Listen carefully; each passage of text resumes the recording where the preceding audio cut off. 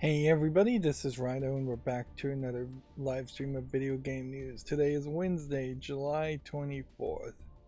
And I will start today, as we look and see where Yu-Gi-Oh! Is going, by saying I am not going to rant for an hour and a half talking about my new robotic vacuum mop, the SwitchBot S10.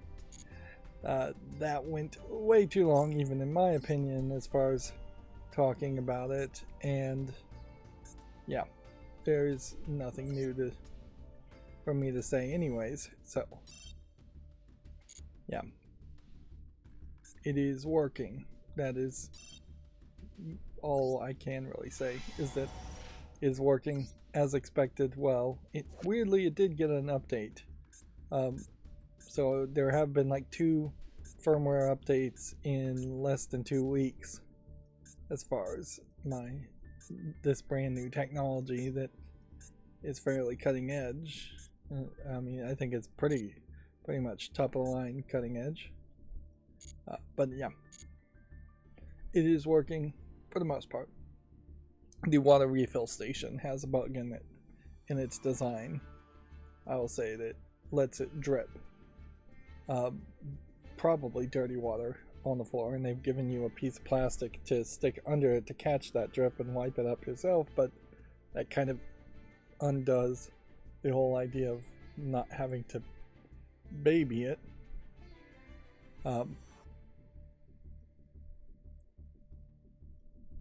So yeah, otherwise, as far as the catch-up section,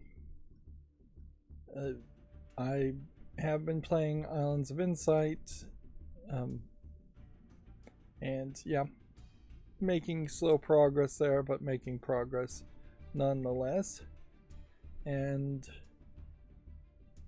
that's kind of all I've been doing. I've finished watching Danganronpa the anime, which is exactly what I expected. It is just a nice kind of recap of Danganronpa, the visual novel, while it is also missing all the gameplay that would have perhaps slightly more grounded a very crazy and wild game anyways.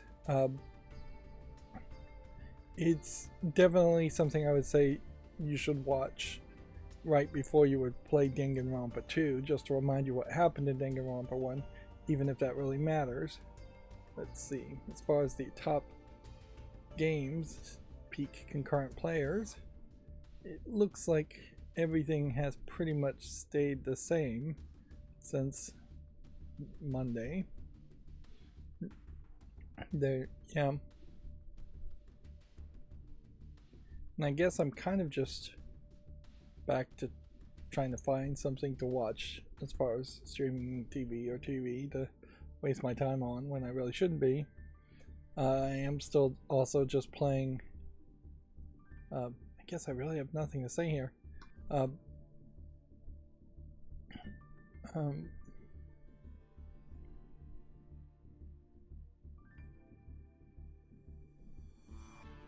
I'm still playing Tinkafuma, the adult mobile phone game, and that's still going fine. And I'm still playing Memento Mori.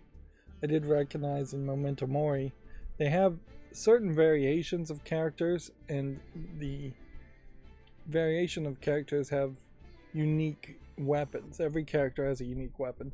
Well, in both of my save files for Memento Mori, I bought the wrong unique weapon for the character I had and spent a lot of a fairly high premium currency, in the sense that it's hard to get when you're a free-to-play player. And Memento Mori, as a game that is pretty much completely automated, does have a lot of different currencies that just escalate in rarity by a large amount. So yeah, I screwed up, which was the whole point of making the second account in the first place, was to perhaps do better. But yeah, it definitely wouldn't make sense to make a third account, and I'm doing fine on it. And I'm still playing Wordle, New York Times games, and those are fairly annoying.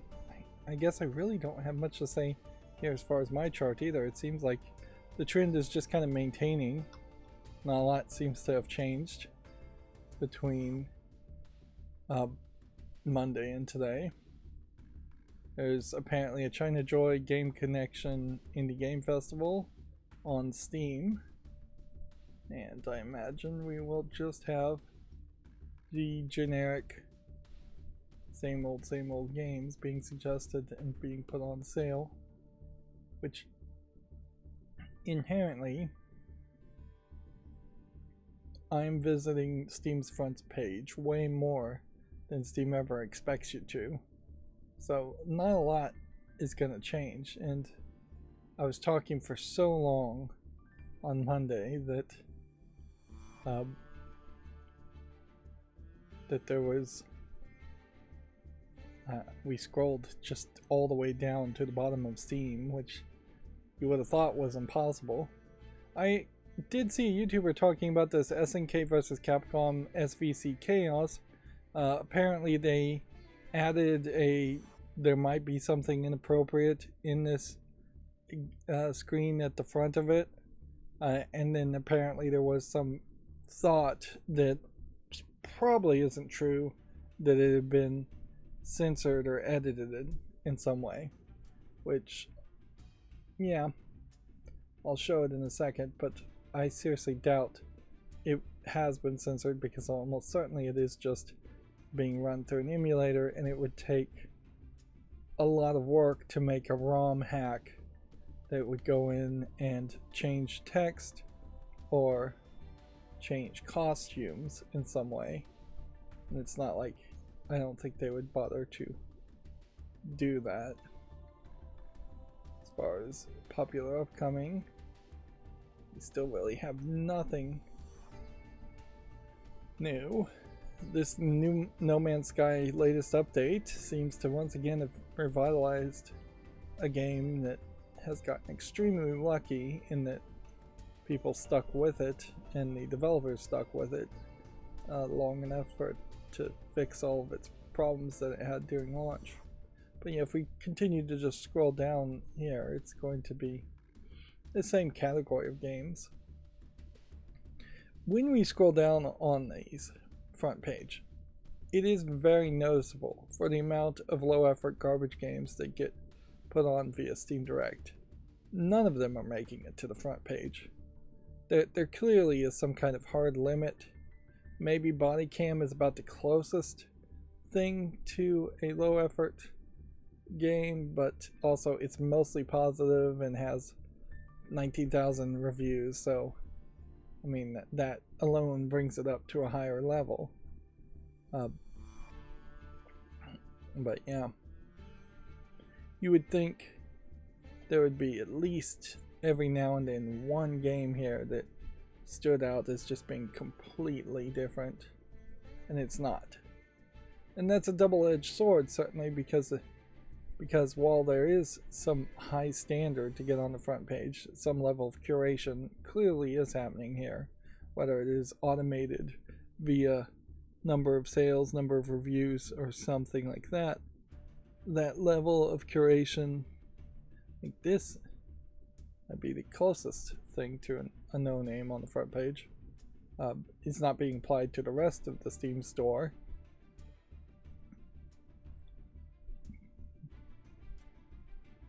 Yeah. And at a certain point, if you negotiated a deal with Walmart, that this might be kind of a low effort one too. See here, you have Class of 09 re-up, exact same screenshot here, it seems like, and then Class of 09. So maybe this is actually a sequel. Yeah, it's got to be, because this screenshot's different. Yeah, I think this is a sequel, and I just misunderstood it. It's a bad name for a sequel, certainly, if you're gonna potentially confuse people and make them think you're just re-uploading things. And I still don't 100% know for certain that that isn't just a low effort second variant of the same game or something way too similar to the first game. But yeah, because there's a level of curation on the front page, it also means you're not likely to run into new or interesting things. If anything, they are actively telling you that you have to go to the curator feed to see in new games, and then you're only going to see a few new games and still be bombarded with advertisements for very old games and well-known games.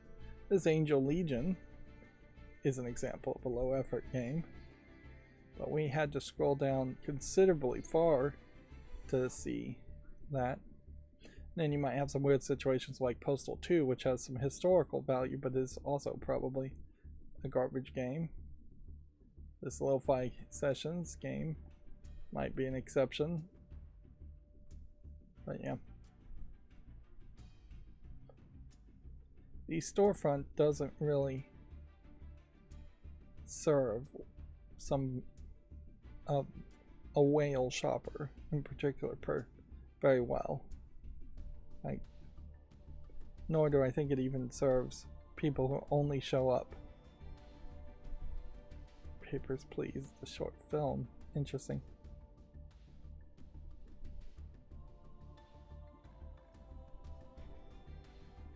Put that on the wish list. They're showing me films now, even. Like this Oat Studio was an old collection of movies and shorts. Didn't realize that was on Steam. There's very little videos on Steam, and they kind of stopped letting people put videos on Steam. Although they may totally change their mind again on that, considering now Steam video recording is a feature that they are very focused on and working on to make clips.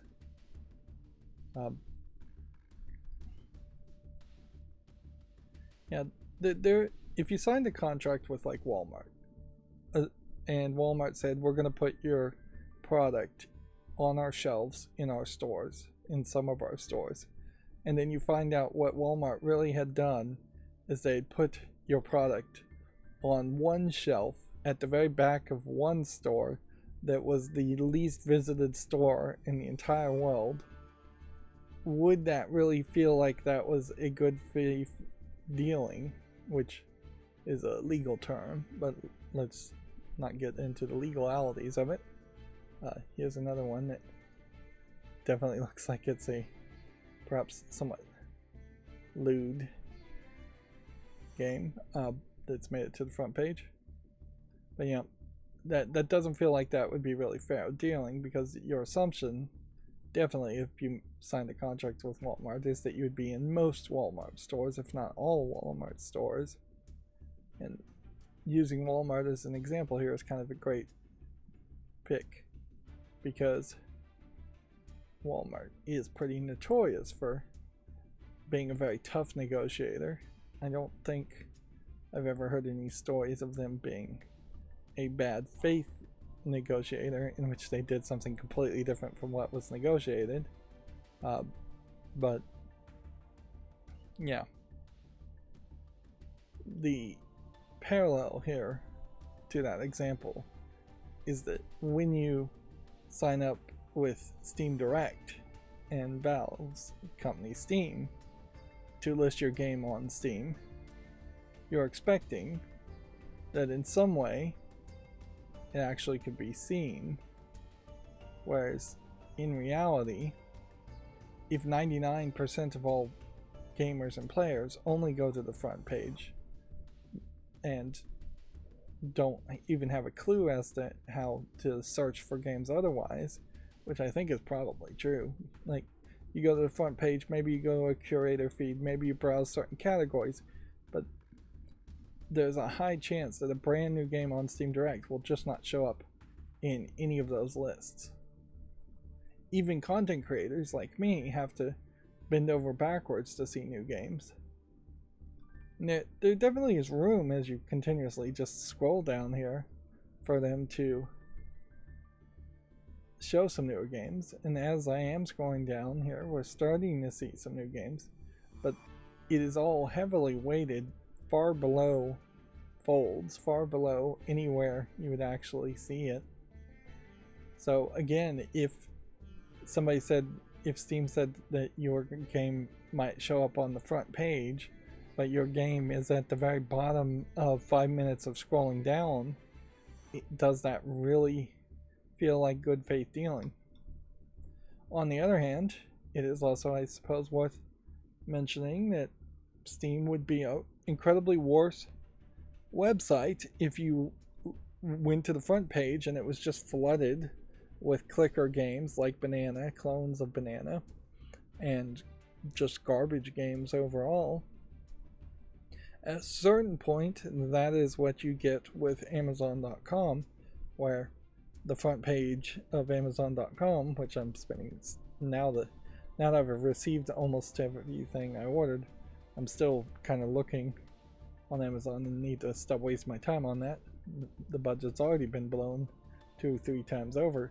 But yeah, Amazon.com's front page kind of flooded with bad offers.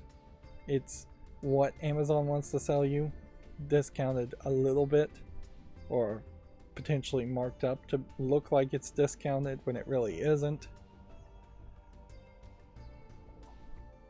And particularly when you're shopping on Amazon.com, you're buying a wide variety of things, so you don't even, the front page really won't even know what you're looking for. And so you'll definitely get some wild sales and wild offerings for things that aren't particularly relevant to you at the moment. Speaking of what feels like bad faith dealing, it seems in my fuzzy memories that this has happened 2 or 3 times now, where Nintendo is seemingly trying to get out of paying jackpots and winnings to esports peoples. This time Nintendo has notified Splatoon 3 World Championship win following racism reports. Team Jackpot's win will be considered vacated. Yeah. And when you hear these kinds of situations, Nintendo just seems like they're being cheap or greedy or whatever, and frankly, it's not going to hurt Nintendo's reputation to honor winnings to a championship that they probably aren't even running. It's probably very much a case that Nintendo just put up a prize pool, and maybe if there is some legalese that says they could vacate it and nullify it, that would be in the contracts, but you definitely shouldn't pull the trigger and do that, because yeah, Nintendo's not going to come off great on this. And as far as racism things go, esports players probably are kids. They probably said something funny or offensive. When it's just racism without getting into the details, which I really don't want to, all kinds of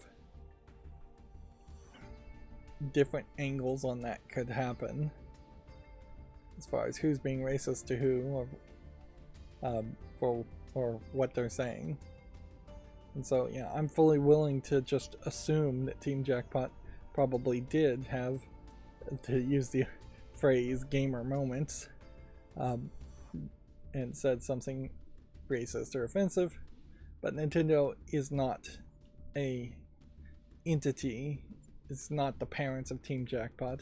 They're not a god, and they don't need to come down and waggle their finger and punish Team Jackpot.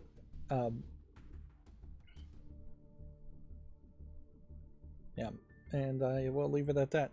Inherently, Nintendo has made themselves the bad guys in so many situations that you just can't cut them even an ounce of slack.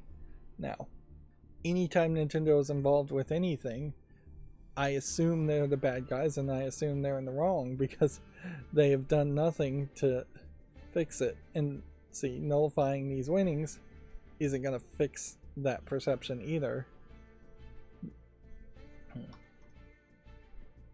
Let's see. Video Games Chronicle also says that despite 90% of its sales being digital, Capcom claims it won't stop producing physical games. They predict 93% of its sales will be digital this year. Yeah, I imagine Japanese companies like Capcom in particular will be much slower to go 100% digital because of collector's editions and the fact that there's just that collector mentality in Japanese fandom in general. Although that may slowly whittle away. We haven't even really gotten to the point where any Western company has gone 100% digital. You'll probably see Microsoft go that route before anybody else. Or you could see Nintendo go that way. I wouldn't be 100% surprised if the next Nintendo console was 100% digital. And if it was 100% digital, that'd give them an excuse to not be backward compatible too. I did get my new monitor, so hopefully the weird flickering I was seeing before has will be fixed now. There's a few problems with my monitor in that because it's a monitor that runs at a much higher frame rate but still is just 1080p, it has a smaller viewing angle than TVs do, so the backlight will bleed through if you don't have the angle dead on, and it will look grayish because of that.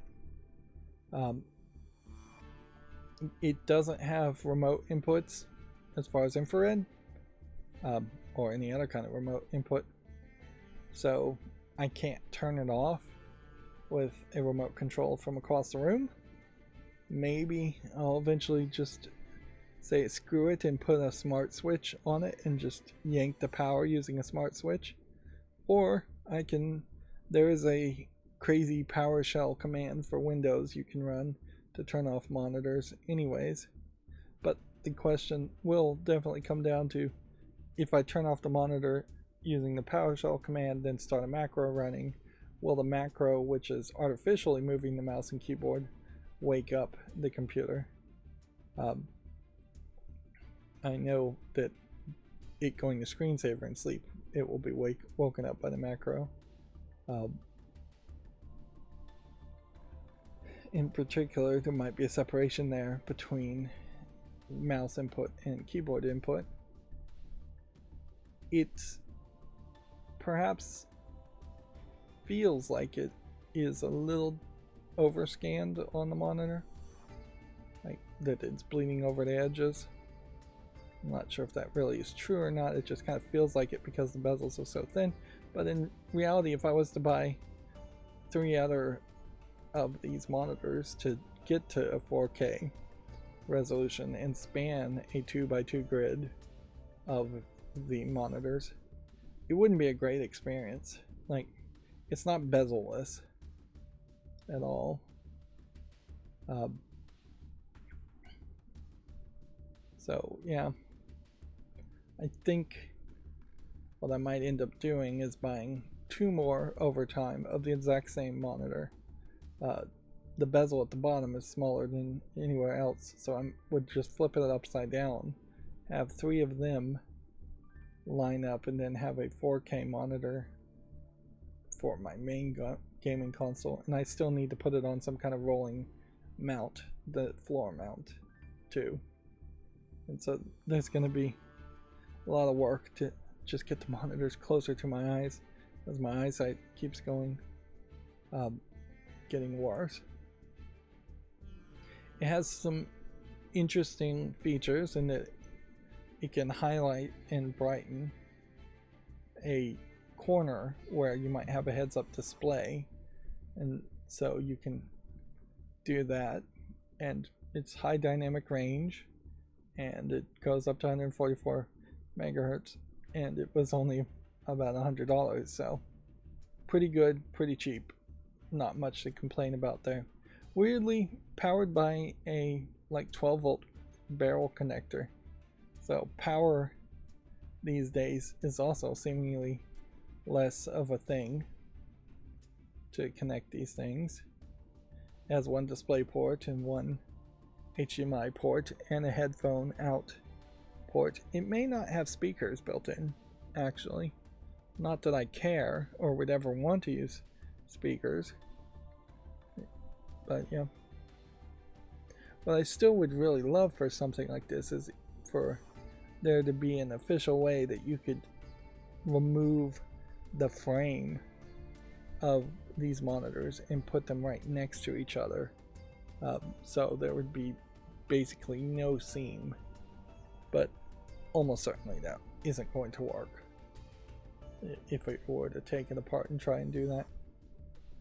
And yeah, if these monitors were far enough away you wouldn't see the seam anyways, but yeah, I would have been better to get really what I wanted would have been to buy the other monitor I was looking at that was a 4K monitor that had 4 HDMI ends, and thus there is no bezel at all. That's what I would like, but in the end that monitor that I was looking at is out of production from LG, and it's just silly to buy something like refurbished or old stock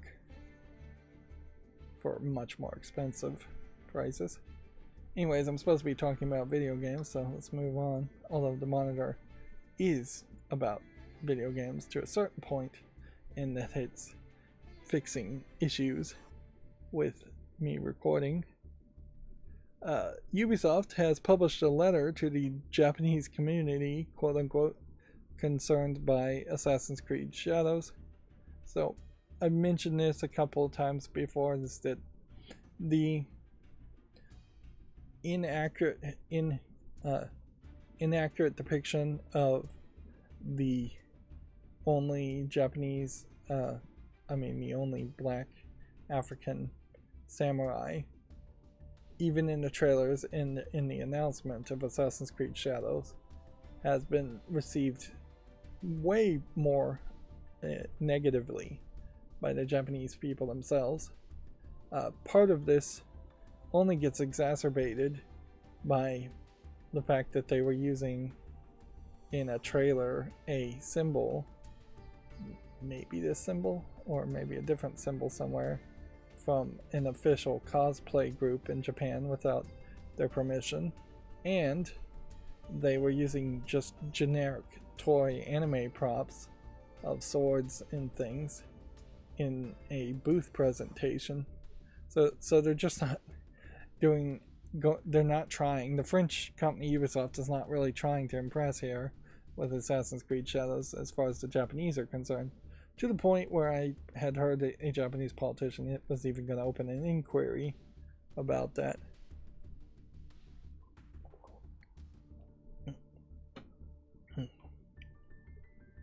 And then I imagine there's a general discontent on a perception of them calling this shinobi here a ninja, which I'm sure that happened in casual talk, at least, even if Ubisoft themselves didn't direct it.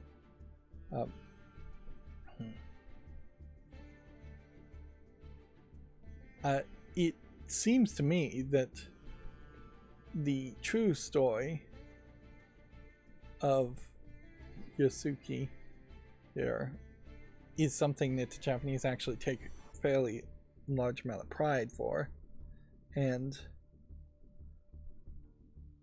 it being depicted inaccurately seems to be an issue. But also I could see that there is just an underlying feeling that the Japanese are finally getting an Assassin's Creed game, and it's not even really starring a famous Japanese person, where it would make a lot more sense if you were playing as somebody like Nobunaga, or at least a general or something that people are familiar with.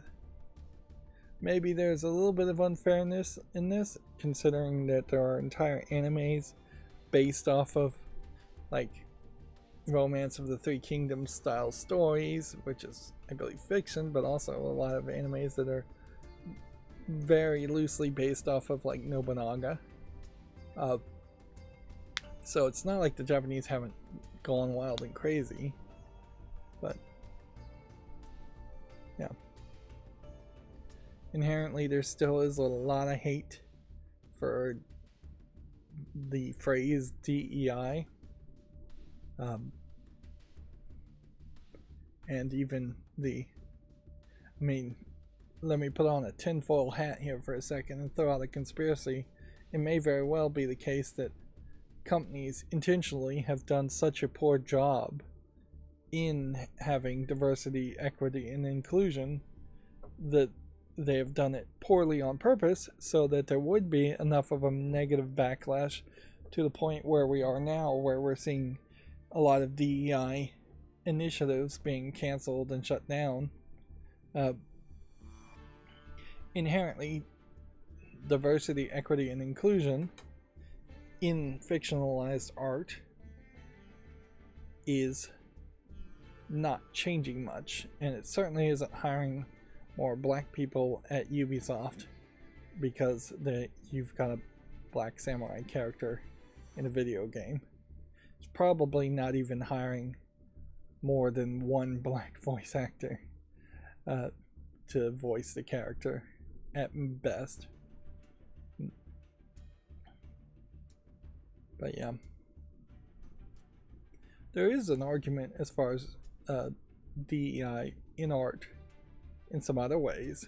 Like, if you're not ever casting a black character in your video game, then you're probably never going to hire a black actor to face scan for that character. The build, the face, the skin tones.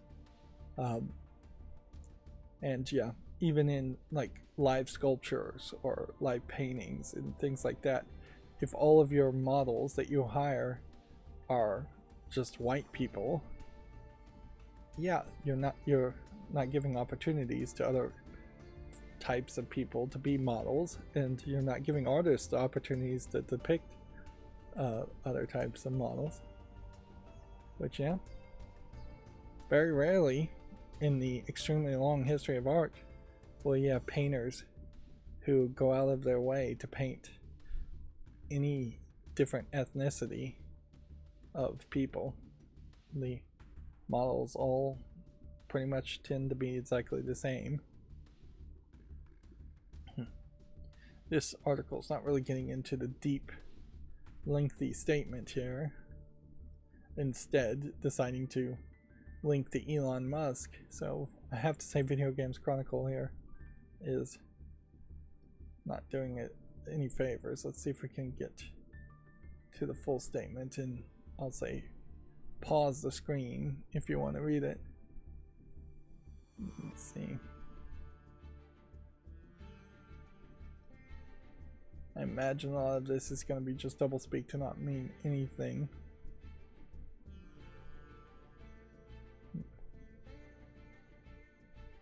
So I'm seeing a little blue thing flicker here.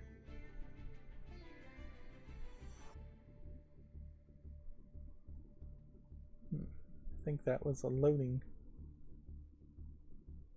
bar.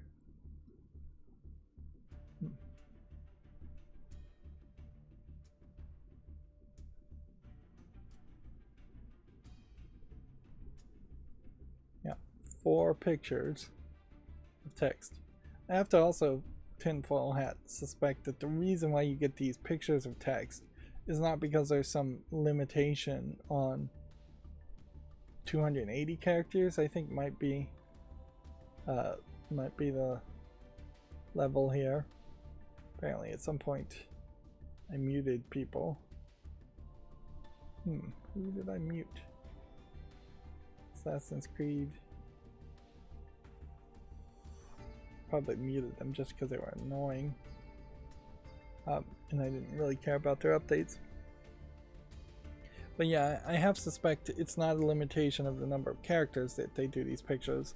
I half suspect this is so people cannot easily copy and paste it, either to search this text in some point in the future. The hope is that it would just disappear, would be my guess. Again, that's a little tinfoil hatty, but I wouldn't be surprised if that is partially the intent. They never really do these big walls of text in picture format when they have something they want to promote. It's usually typed out for search engine optimization. Effectively, I guess this is anti-search engine optimization. The voice actor Sam Mowry passed away at age 64. He was a voice actor for Dota 2, Legends of Runeterra, Infamous, and Torchlight. Yep. Guess we'll leave it at that. Apparently, Roblox reported over 13,000 incidences of child exploitation in 2023, but the company denies claims that child endangerment is widespread on the game platform. Well, I'd like to have a comparison number as far as how many kids were on Roblox for that number. 1 second.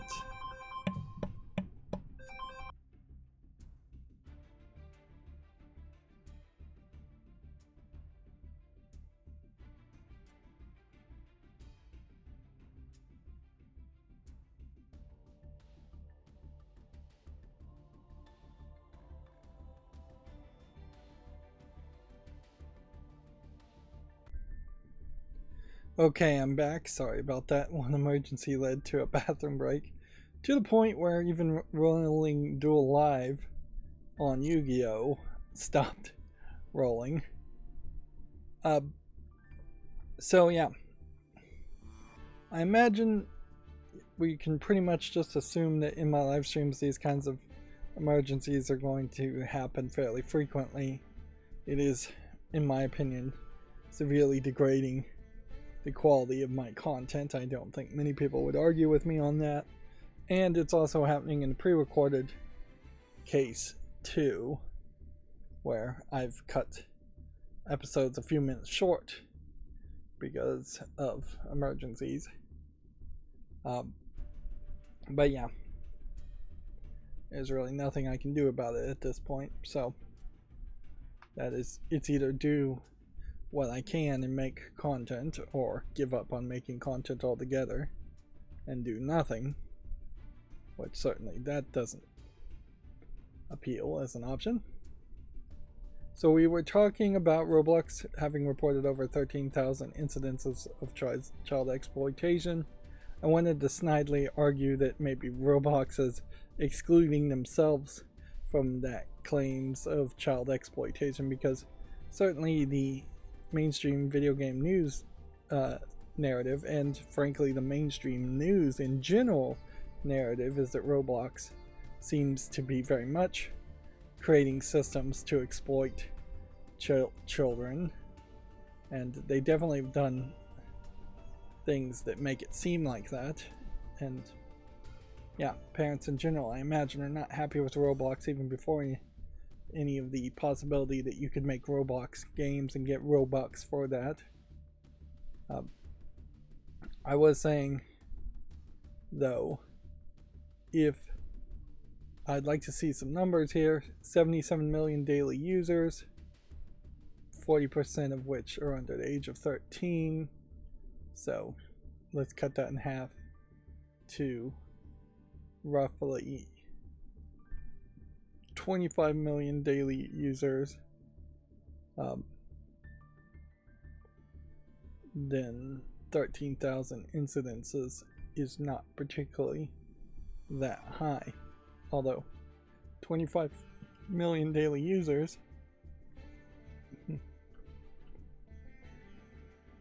is in no way directly connected to the total number of unique users in a year. So you're really not making a good comparison there.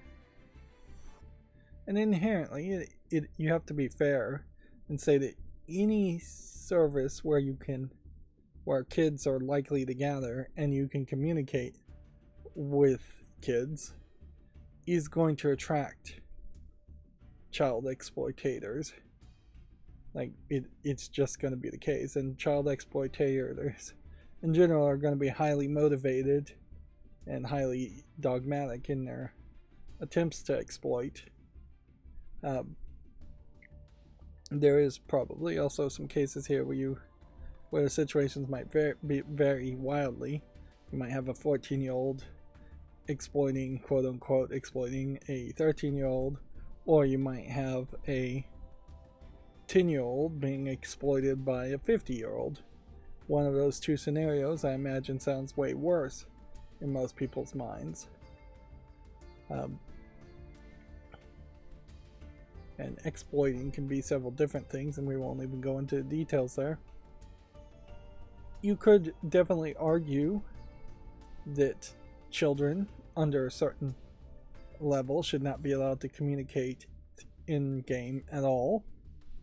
That's what Nintendo has mostly done with their online experiences, is that at best you can do a thumbs up or something like that, and you can't actually have direct verbal, audio, or video communication.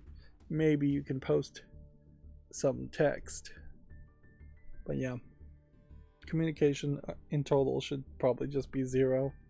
Arguably, communication in total should be 0 until the age of 18, maybe even 21 online. Of course, that would be very hard to implement and get everybody to enforce that, but you could certainly see countries just making laws that say that's the case, fining companies severely if anyone under the age of adulthood is able to communicate in any way.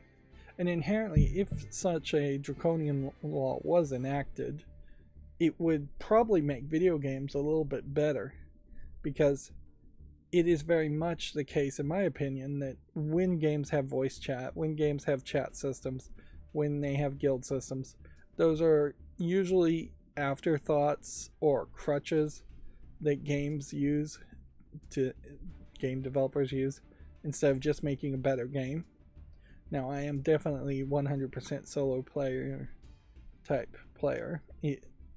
Islands of Insight is really proving that to me, since I was only even willing to play that game when it had an offline mode. I wasn't for a second going to do a puzzle game that also has MMO elements. That just sounds crazy. But yeah, I don't play online with anybody, and I'm more than happy with it.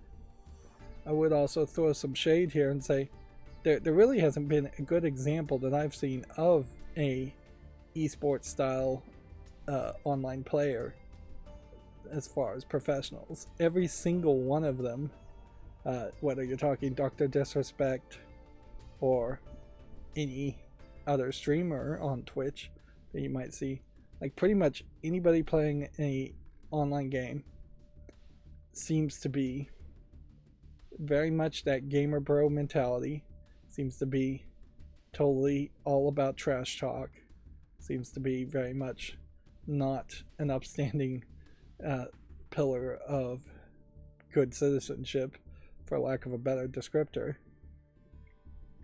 So yeah, I could definitely see a draconian law being passed where kids couldn't be on any kind of chat system, and I think that would just solve that anyways. And certainly parents can enforce that on their own kids. But yeah, this article from Video Games Chronicle really seems to be reporting on an actual fact. It is actual news, but only really reporting on it because it's Roblox. Had this been, say, Minecraft or Microsoft or Mojang, or had this been let's see, one of the Pokemon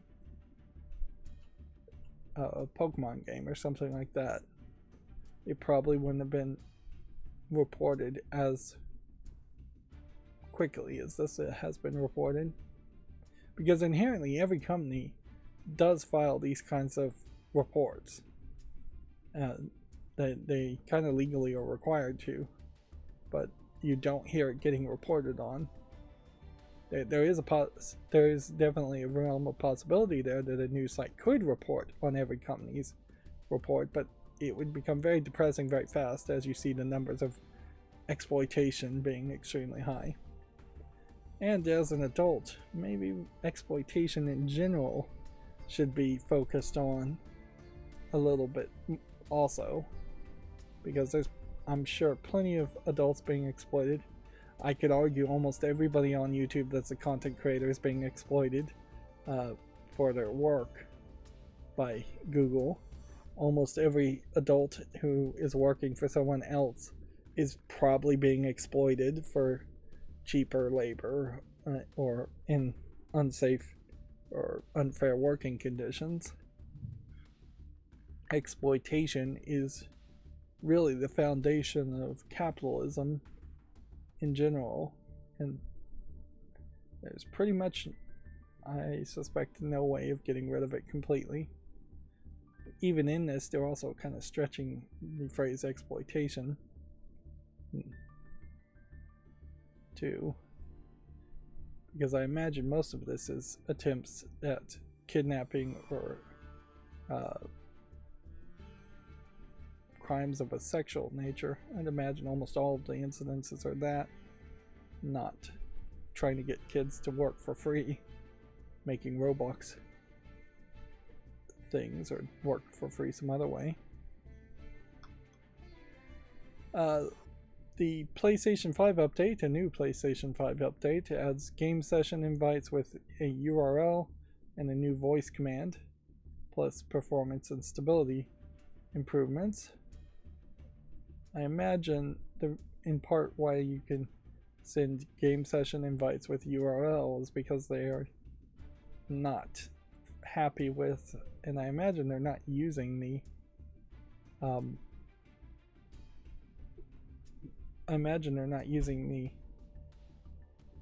the Twitter interface as APIs anymore.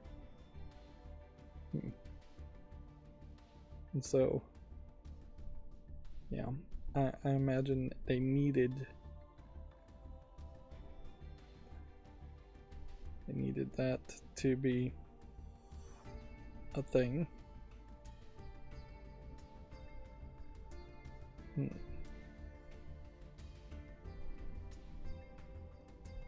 Alright, so what to do now?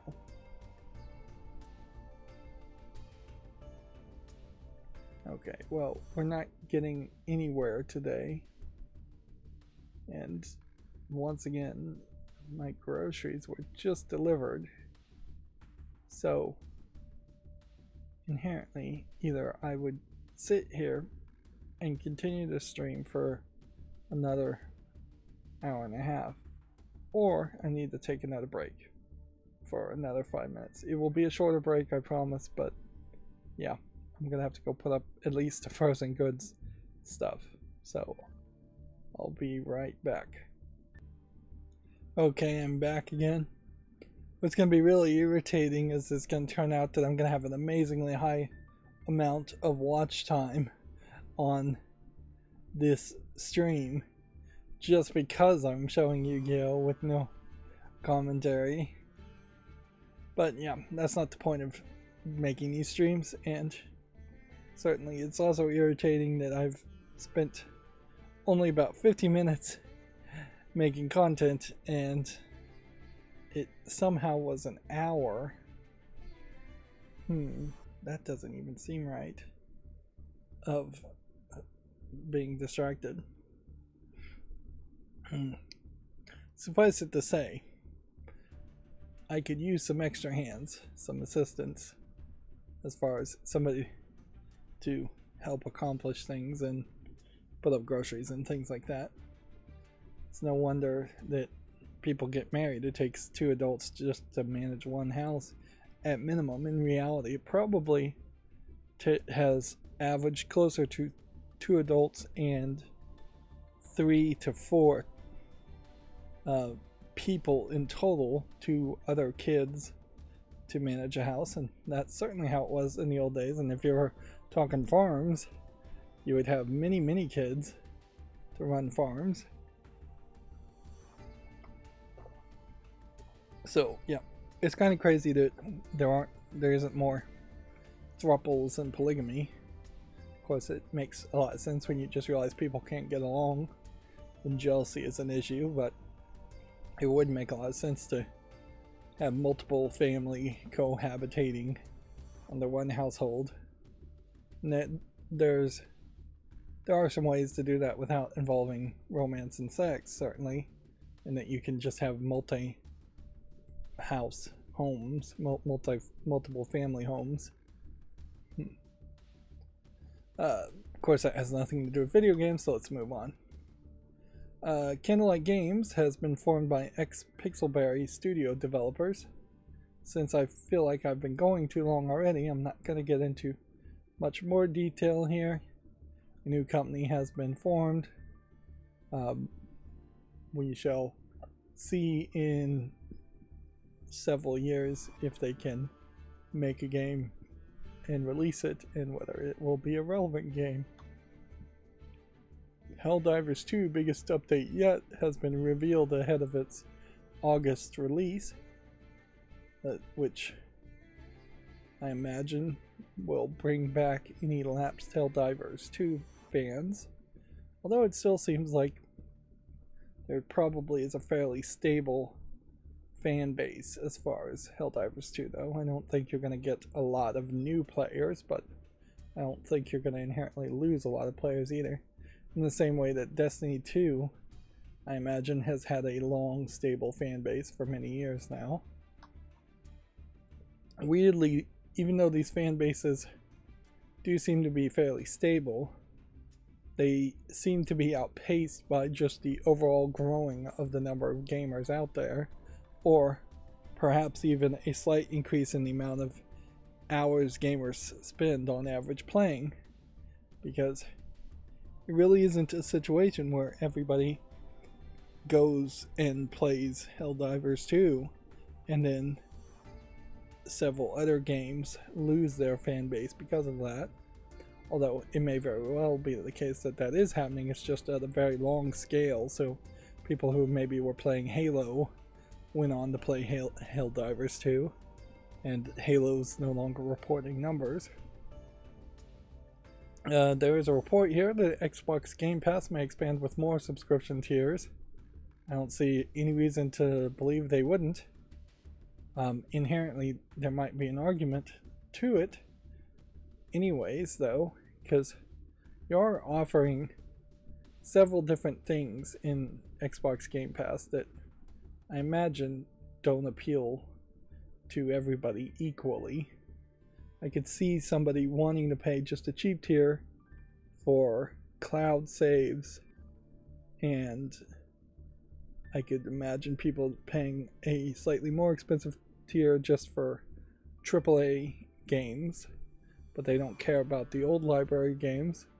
And I could imagine somebody just wanting the old library games and not caring about the day one release AAA games. Now inherently I'm going out of my way to not mention paying for a tier just to have online game play. That should be free. But yeah. And certainly Microsoft's thought of going all digital at some point does directly conflict with the idea that they are still charging to be able to play online. And it's not really a case that Xbox was ever some kind of protection to say, well, kids don't have credit cards, therefore they can't have Xbox Gold, therefore they can't play online. That's never been the case. Because you could always have gotten free trials and gift cards. It's perhaps a little unfair, this screenshot, in that they're highlighting a kind of major failure game as one of the games to highlight. Apparently Nintendo has new gashapon toys that can be used as external parts for real controllers. They're for sale only at the Nintendo Japan stores, so I thought it was gachapon, not gashapon. That was Gatchapon. It probably is translatable from Japanese and spelled both ways, but that's where gacha games come from as a general idea, is that you have a bunch of random prizes.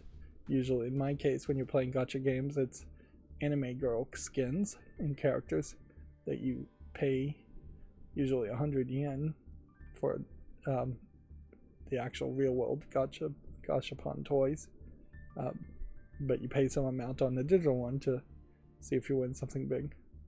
Now, these definitely look like keychains, and I guess the Japanese are still big into keychains and cell phone decorations, but I'm not really sure how that would snap on to a controller.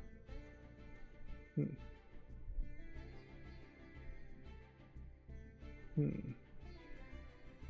what controller it really could snap on to. Like, particularly when you start starting about like these Famicom and NES controllers. Do they somehow just line up?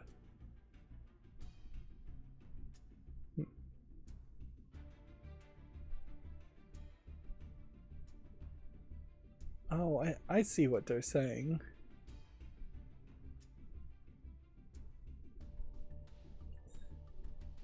This headline does not explain that well. Can be used as extra parts for real controllers. I misread this headline, and I read this headline a couple days ago and misread it. So what they did is they still have the molds for these buttons and the layouts, or at least they have the specifications to make molds for that, but they probably still have the molds. So they probably went to, very likely, the same factory that developed these buttons when the Nintendo 64, for instance, was developing controllers, and did that. On the other hand, this might very well be old stock too. It could be that these are from decades ago when the Nintendo 64 GameCube existed. It's also possible, certainly, that it is just a Japanese level of being obsessed with detail. So yeah, that's a nice little bonus. Is it worth flying over to Japan to get these little toy things? No. Will they ever come to the West? No. More than likely these will sell out very quickly, and then you'll never see them again. I was thinking that they had something on the back that would snap onto like a Wiimote or a Joy-Con. Yeah, not a Wiimote, a Joy-Con, and just align the buttons and the analog sticks to a Joy-Con, or possibly it's somehow connected to some kind of third-party controller. You could kind of see an accessibility controller working with something that looked like this, where you could swap out components. This is an interesting story, but a very unactionable and irrelevant story in the long run. Like,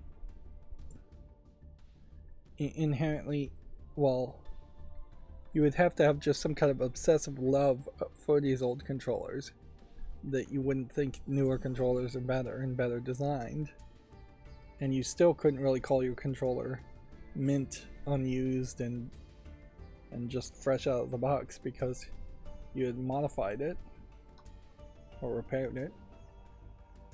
This might have been big news if it weren't for the fact that Humble Bundle Publishing, I don't think, ever really did anything amazingly good. If anything, it came, my fuzzy memories of Humble Bundle publishing really just made it feel like it was yet another offering from Humble Bundle, distracting from actual Humble Bundle charity giveaways, and it was just a symptom of new management at Humble Bundle trying to be profitable, when clearly Humble Bundle started as a charity and really should have never thought about profit, or never was going to be profitable. There is also the Humble Store on that aspect too, or good old games. So it being the update here says it hasn't been shut down but just restructured. Whatever. Layoffs probably are happening regardless. But yeah, even in the screenshot you have several different pictures of games and I cannot name a single one of them, even though several of them do look interesting. Can't not name any of them. And one thing I can say about Islands of Insight is it's so generic that I could almost see this game being Islands of Insight, except for the fact that the character creators in Islands of Insight cannot make characters that look this human. YouTube advertisers, I wanted to point out, if this will load, are promoting AI. Google AI powered video view campaigns are the newest evolution of cost per view campaigns. Help maximize views for your budget. Learn more. So yeah, if not now, soon you will start to see ad campaigns on YouTube that are going to be doing something with AI, or claiming to do something with AI. Yep, and I imagine that's not good news. Here we have Video Games Chronicle also talking about Humble Games reportedly being closed. Lightspeed Studios has opened a new facility dedicated to mocap and virtual production. We talked about this in the last stream.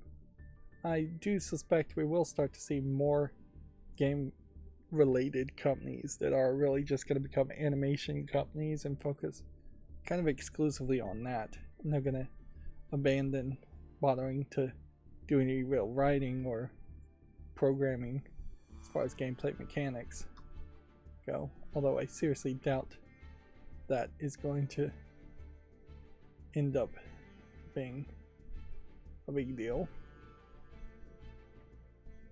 So yeah, here is SNK versus Capcom versus SVC Chaos. We were talking about this a long time ago, about there was rumors that was censorship here.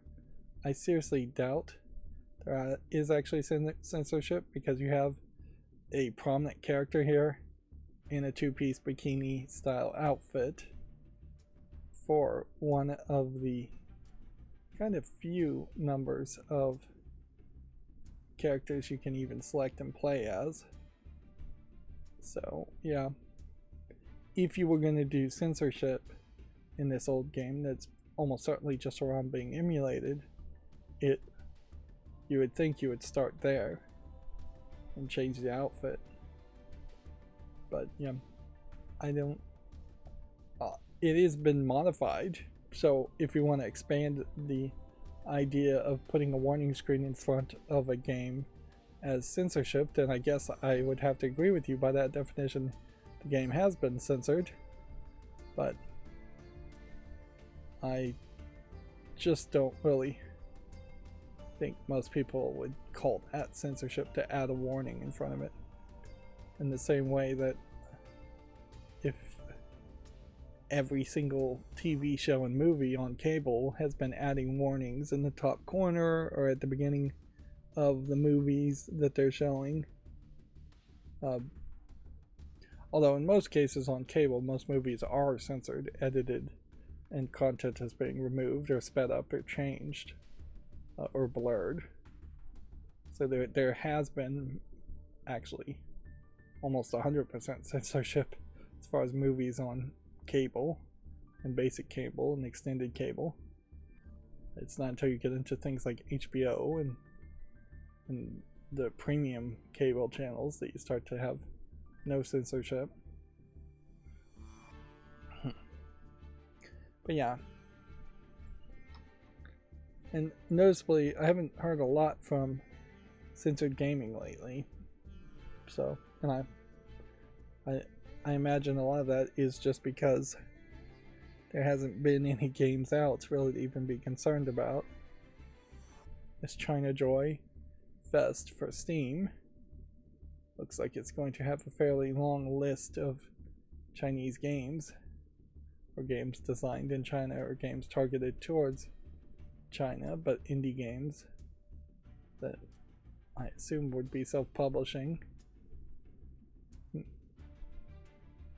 This is certainly noticeable that there's a long list here of games, and most of them I don't recognize, which that sends up some red flags in my mind, certainly because I have seen a lot of games. So yeah. Although in fairness, I will also point out that you see Sword and Fairy 7 and something that from the thumbnails looks almost exactly the same as that game. You start to see some of these Chinese, feudal Chinese themed games, and they, to a foreigner who has no deeper understanding of the nuance there, it all just looks the same. And it all seems to get received about the same, at least to foreigners. And honestly, I'm not sure. I really don't believe that even Chinese people really enjoy the Chinese fantasy games to that high level of how many of them exist.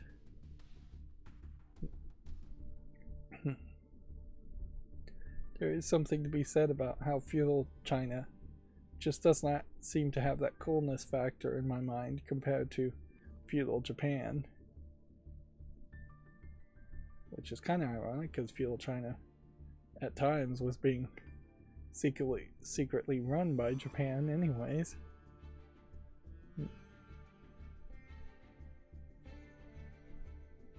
But yeah. This is perhaps the one game here that's caught my attention. And just because it's in a sailor outfit anime girl. These don't all look awful, though. I will admit that. Like, if I gave some of these games a chance, I probably could find a few I would grow to appreciate. Unfortunately, there are just far too many games in my backlog and everybody else's backlog to give a unfamiliar feeling game even a chance. Some of these do look kind of interesting. Well, some of these definitely also look terrible, and I suppose that's what feels really weird about this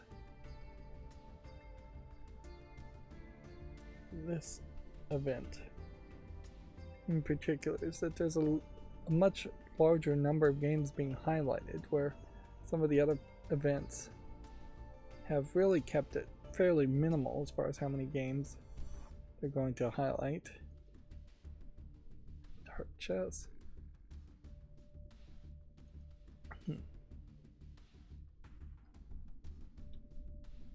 Yeah. So yeah, here's one that looks like it might be something of interest. The question is, of course, going to come down to, this is a box pushing game apparently. Sokoban. Interesting.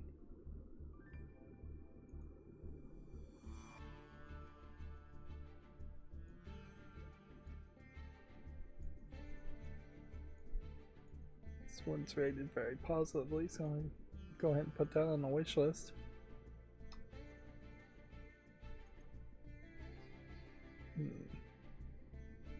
This one won't support English.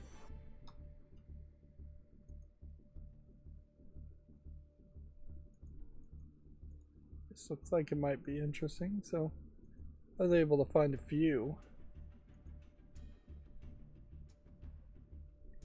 There is definitely a problem though when you're going to have a whole festival, and part of the festival is going to make you question whether the game actually supports your native language. Okay, we have a few other big pieces of news, and then we'll go into the smaller bits of news. EA has canceled the unpopular Apex Legends Battle Pass change following outcry. It is no longer going to be removing the ability to obtain premium battle passes with Apex coins. I guess it's nice to see that enough outcry sometimes does work. On the other hand, I don't know if this really is a happy ending for anybody. I imagine they've just burned a lot of goodwill as far as Apex players and EA are concerned, and I imagine this will just be another step in the eventual death of Apex Legends. Now I think this news story is different from what we talked about on Monday, or there were two news stories on Monday that I combined in my mind and thought was one news story. Because this is Blizzard, well, the World of Warcraft developers have formed a wall-to-wall union. 500 developers. I thought the story was that it was Bethesda that had formed a wall-to-wall union. It had to be, actually. So this might just be a case that CWA has managed to form two different locals, or probably closer to 4 different locals, in about the same time. I know it was a Bethesda story had formed a wall-to-wall union because I was seeing a picture of a Fallout guy in power armor. Now, my concern as far as Bethesda forming a union is that it might come off as either a way to blame the developers at Bethesda as to why they never turn out good games, and they never turn out games in general in a timely manner. We're still waiting for the next Skyrim Elder Scrolls game. Even though the union probably wouldn't really have a big effect on that. Or on the opposite hand, Blizzard having any union, I feel like might have the exact opposite effect, because the general feeling I've been getting over the past decade is that Activision basically was the managers in charge of Blizzard, and they were demanding incredibly high returns from Blizzard, and they were just being bad managers and throwing monkey wrenches in the works. And so perhaps now, if Blizzard is unionized, they can take a step back and be held to more realistic requirements and negotiate better working conditions, to the point where maybe we won't see ridiculous games as service elements being pushed as far as Overwatch, or ruining Diablo 3, or making Diablo 4 worse. Like, there is a small hope, it's probably a false hope that would never happen, that this union might lead to them getting back to the old days of just making a regular old Warcraft game, not World of Warcraft, or making a regular old Diablo 2 like game, just something single player that's highly polished, well developed. Maybe it'll have some single player expansions later on. Maybe we'll see a StarCraft game show up. That would be the hope. Oh, but almost certainly it's a false hope. For two reasons. One, it never really works that way. And two, the people that made those games, almost certainly most of them no longer work at Blizzard. Yeah. Even the most recent game that had my attention, which would have been Hearthstone, lost their leader, Ben Brode, to make his own company. Although, in fairness, Ben Brode then just made Marvel Snap, a very different game from Hearthstone that in no way I think is polished enough to be compared to Hearthstone. I assume Marvel Snap is still around, but I just doubt that many people are playing it. We probably are approaching a 2-year point on Marvel Snap. I would be surprised if it stays around for 3 or 4 years in total. It might be the case that they announce a new game, maybe a bit more ambitious, maybe not a licensed title. I definitely would look at Ben Brode's next game, but I definitely don't have a lot of confidence it will be amazing. And inherently, if somebody was going to make a new StarCraft, or they were going to make a new Warcraft, or even make a new Hearthstone, or make a game like Diablo 2, that's probably not coming from Blizzard, regardless of whether they're unionized or not. Particularly under Microsoft's overall rule and ownership. And most of those games probably do have spiritual successors, or games that have evolved to the point where they're better versions of those concepts, and I just haven't figured out what those games are. Yep. The new PS5 beta also added custom 3D audio profiles, plus adaptive controller charging for the Slim module. Which adaptive controller? Let's see. Or adaptive charging for controllers.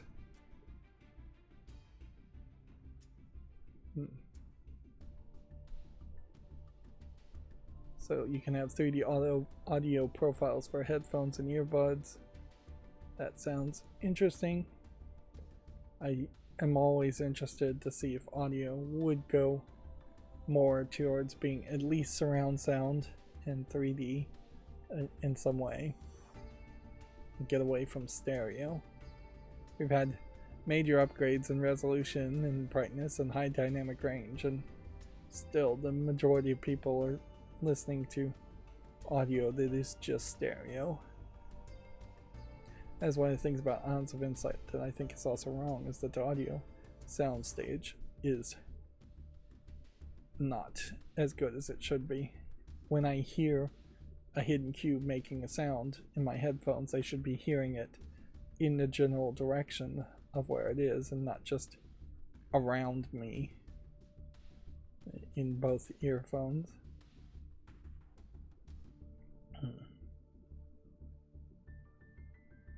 So I would assume adaptive here. It helps save power by adjusting the length of time the power is supplied to the controller based on its battery life level. So it just stops giving power to the USB port after the battery is charged. Interesting. I wouldn't be surprised if we start seeing that being just a standard of all things that charge.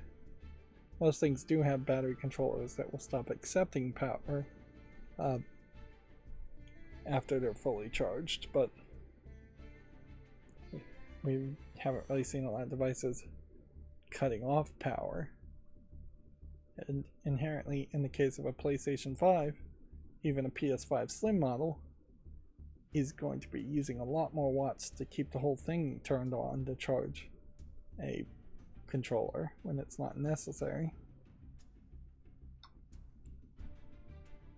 Twitch has updated its sexual harassment policy and moderation tools.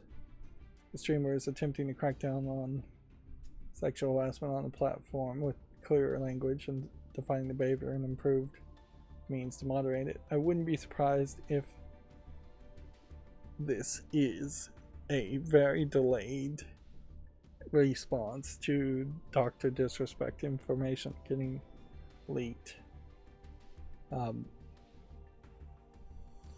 But yeah, inherently I imagine this policy is to protect Twitch streamers, hot tub streamers, and Twitch girls, Twitch thoughts.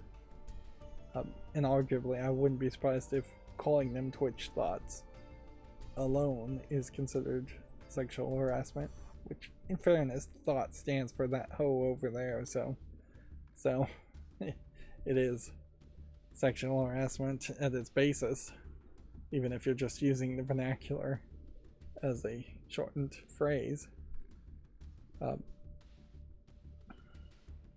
I imagine there's really only Dr. Disrespect's example to point to. It probably has happened multiple other times, but Dr. Disrespect is probably the only example they could point to as far as a streamer harassing viewers. But yeah, it almost certainly is a step in the right direction, but I don't really believe Twitch is ever going to massively improve its reputation and its quality of content, not without there being some other reason, like that it would have to get better. I would definitely put more of a bet on a brand new website than I would on Twitch working. The Mario and Rabbids lead, David Soliani, has left Ubisoft. So, yeah. He's an Italian game designer. And so I wouldn't be surprised if he goes and makes his own company or works at a new company and makes games that are similar to Mario and Rabbids but don't have Rabbids and don't have Mario. There is, I guess, also a possibility that he would just be hired by Nintendo to continue to make Mario plus something games. And the former Epic Games executive Alan Tascan is now the new president of Netflix Game. He spent almost 6 years at Epic, serving as Fortnite's executive vice president of game development. And then, according to a data mine, new multiverses content for Barbie and others is coming, which would be weird, certainly, if there is some kind of Barbie in multiverses fighting, and the animation style of the characters in multiverses is already weird. So I seriously doubt it will be a Barbie based off the Barbie movie, and I would assume Harry Potter is going to show up, but it probably won't be Daniel Radcliffe appearance as Harry Potter. So it might just be that you get Barbie's dream house as a stage, which would kind of make a little bit more sense. And then a Harry Potter stage. That's easy enough. I could imagine Harry Potter showing up as a fighting character, but it's just not that many cases in which Barbie makes sense to be in a fighting game. And that would be a heck of a rebrand that I'm sure Hasbro would not be particularly happy with if you started having Barbie being more militant or more violent in some way. Although it might be some level of way to do that. You could certainly make Barbie more of an action character if she went more like the Totally Spies realm, where it's a lot of running and jumping and avoiding bad guys. You could do things like that. I've never actually watched Totally Spies, but I'm assuming that's what they do more of.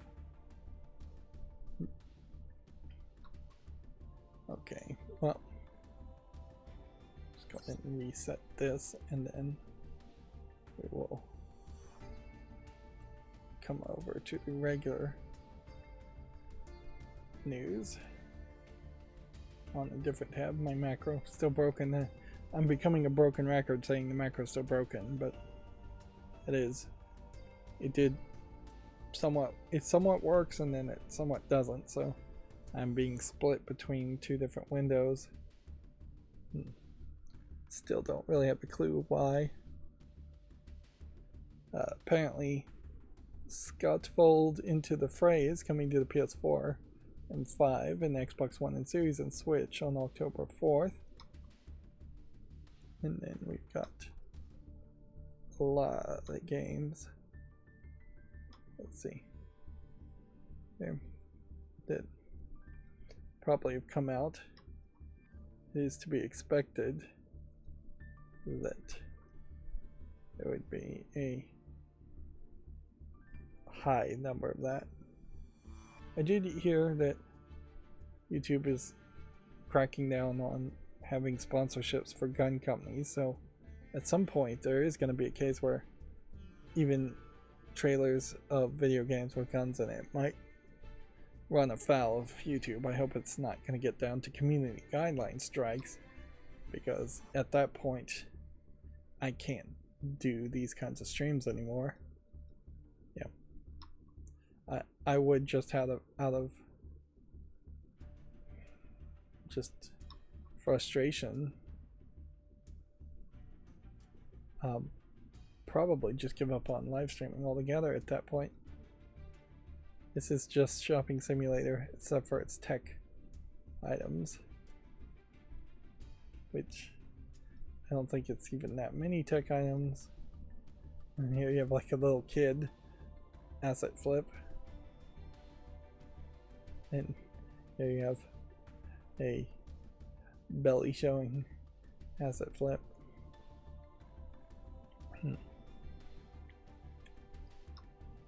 I don't think this is like somebody trying to do something like an Assassin's Creed type game, and close to the original Assassin's Creed. Problem with it, we're seeing a lot of prologues today too. Yeah, I seriously doubt you can just make clones of Supermarket Simulator. And frankly, Supermarket Simulator is one of a few dozen or two of games that have been given unfair popularity because Game Grumps and other streamers are playing it. Let me give this a chance just because I can't really tell.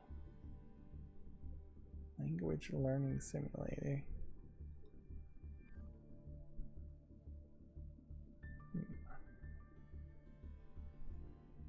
How do you learn the language? I'm not going to make a YouTube short on that, but I would like to see how that goes. Still really haven't figured out how to do any follow list cleanup either. And that's something I need to just spend a lot of time on. But why would I do that when I'm not even scheduling videos?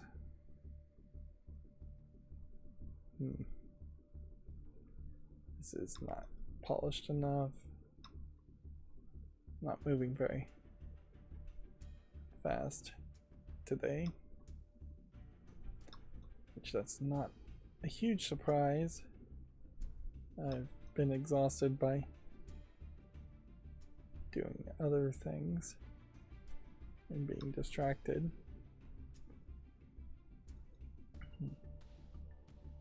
Honestly, I don't know what I could have done better today to fix that, other than possibly try and stream faster. So here you just have an asset flip game where it's a 3D model character swimming.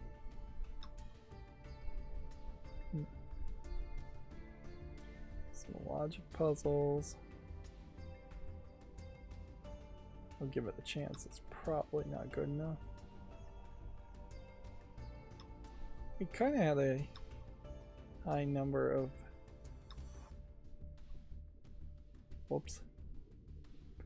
can't undo my choice there. Let me close that. I need to have an undo gesture to reopen.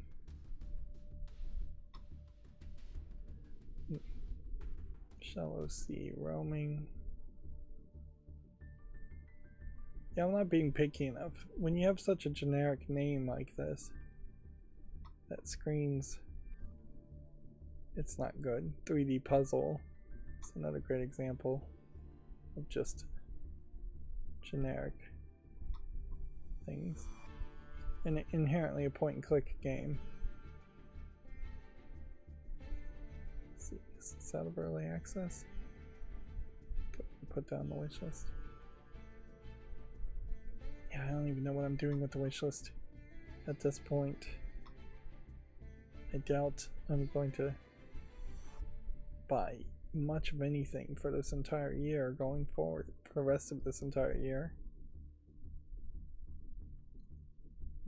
I have plenty of games. I don't have time to play them.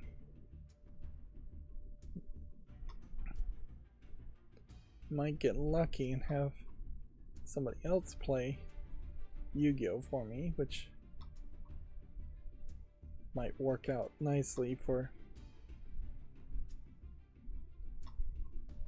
as far as making more progress on Yu-Gi-Oh. Not that I really care about making progress on Yu-Gi-Oh.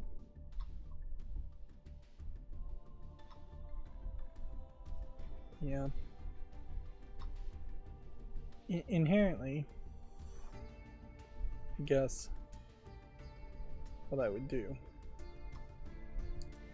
is go the whole giant bomb route and start having other people play games and maybe watching their footage of them playing the games. I'm not sure I really would ever want to do that.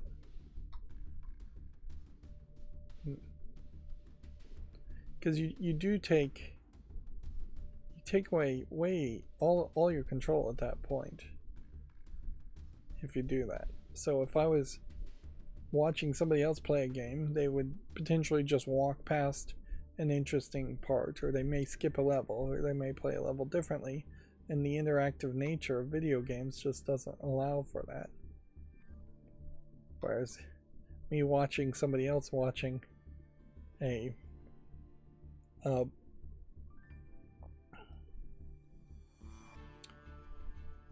watching a movie doesn't make any sense at all.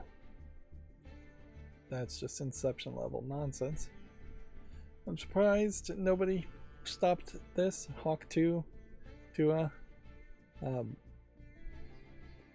This is just has to do with spitting in a sexual nature and using saliva as lubricant, which Dr. Ruth, who died a few days ago, I believe was her #1 suggestion, is to use saliva as sexual lubricant. So there's some connection there. Doesn't have anything to do with a video game, no. This has also just become a ridiculous meme that got played out very heavily for a short amount of time, to the point where it is mostly frustrating and irritating to people now, particularly since many people don't even know what it is about and haven't seen the original video, and most of the memes don't give you an indication, and in fact enjoy making it so you don't know what it's about. They enjoy teasing people that don't know what it's about. This does go to show the speed at which low effort asset flip memes can be made, taking them only 4 or 5 days to make a mostly negative garbage game. But why make a game like that? And more importantly, why let a game like that on Steam Direct? I did see a review of this game, and apparently it's heavily inspired by the original Resident Evil game, and it's in part Silent Hill games too. There is an issue that the reviewer said in that if you don't burn the bodies, so it's like the evil within also, in that you have to have fuel and matches on you at all time to burn the bodies of the monsters you're shooting. If you don't burn bodies, then rats will appear, and the rats will bite you and poison you, and so they're apparently going to, the creator said he's going to nerf the rats because it's kind of ridiculous otherwise. It is a weird game though, a little pixely, very much not what you would expect as far as what horror games typically are, but yeah. Here's another simulator, and I think we can mostly say no to the simulators. Here's another game that looks like an 80s style point and click adventure game, but I think it might be new, although inherently I guess I should just give that a try. Sierra style game.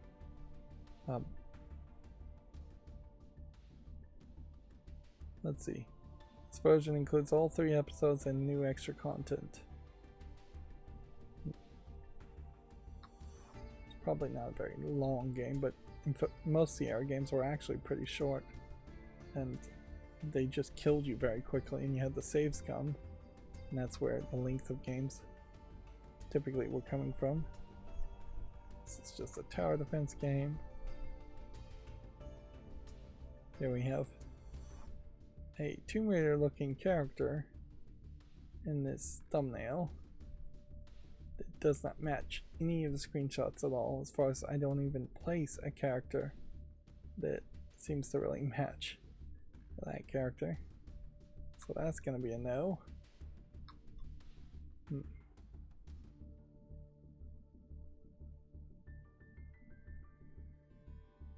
that a chance.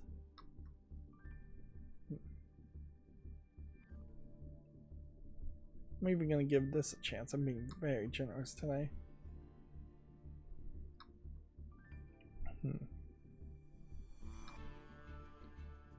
I saw somebody let their kid play Getting Over It with Benet Fani. Or they said they did. At least, and man, that's approaching child abuse at that point. Just having kids play way too difficult games. Here we have another game that pretty obviously should be in the adult section. Once again, even if you're not going to curate your storefront, you should at least police your storefront. Make sure submissions are looked at. Is this English now? I feel like this wasn't English before.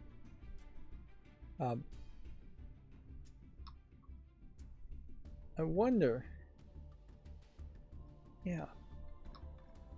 There is a craziness around that, really, where you could, Steam, Valve, could make a game like Papers, Please, where you actually gamify people on Steam and incentivize people on Steam to just approve submissions. You could do it by giving small amounts of store points, which would be worthless, or you could do it by giving giveaways to free games. Like, it is kind of crazy. Steam is big enough where they could give certain people free games and ask them to review it and play it.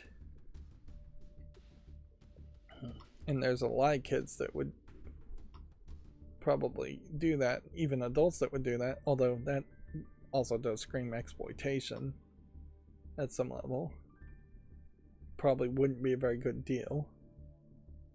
And there would be a big difference between giving somebody a game and wanting like a full review test versus a Papers, Please, approve or disapprove this game to be on Steam. And at a certain level, I guess that was what Steam Greenlight was. But the game developers gamified Steam Greenlight and kind of broke that concept.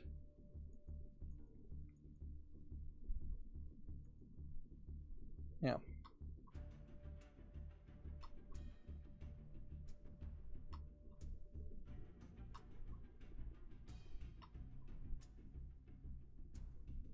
Hollow Survivors Prologue. Shouldn't really make prologues. Fractured Online. Mixed reviewed. Chrono Performance. Different kind of animation. This is maybe something. We have the zombie game that's mixed reviewed. Well, I suppose we have seen a kind of lack of zombie games lately. That is a little interesting. It definitely feels like right now is kind of a bad time to make a game where you're running around with a gun. We have a Japanese only visual novel, just a slightly different art style too.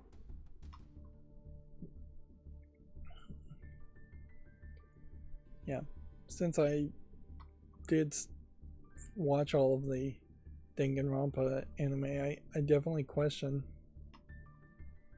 could you tell a similar story to Danganronpa if it didn't have the crazy archetype anime characters, and if it just wasn't that crazy and silly? If you got rid of the talking bear and each person was just an adult. At a certain level, it probably would have been a worse story though, because if you're not going to establish the characters, the type of characters you're dealing with early by using stereotypes and archetypes, you're going to then have to spend a lot more time establishing the characters before you can even get to the first murder, like murder mystery,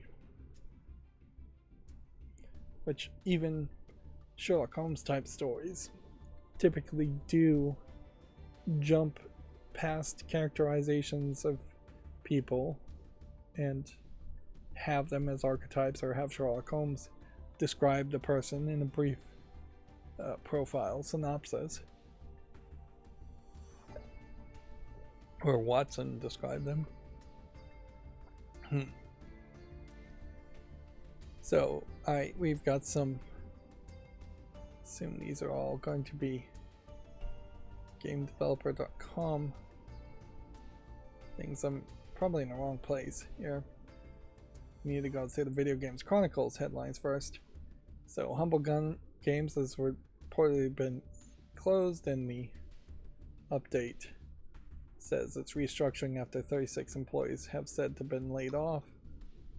Nintendo nullified the World Championships following racism reports. You know, they should probably at the very least investigate the reports before canceling. Wins. Roblox reported over 13,000 incidents of child exploitation in 2023. Honestly, that number is probably low. Modern Warfare 3 is officially coming to Game Pass on July 24th. So, yeah. Everybody kind of saw that coming. PlayStation 5 update adds game session invites with a URL and a new voice command. Helldivers 2's biggest update yet, revealed ahead of August release. Ubisoft publishes a letter to the Japanese community concerned by Assassin's Creed Shadows. Part of the complaint there may very well be a samurai working with a shinobi or a ninja in general. I just don't think those two were ever working together, because it would be the equivalent of having a military person, even a Marine. Yeah, I guess Marine, even SEAL Team 6. Yeah, it'd be the equivalent of having SEAL Team 6, a member of that, working side by side with a deep cover CIA undercover agent. It may happen. It's not your typical story that you tell there.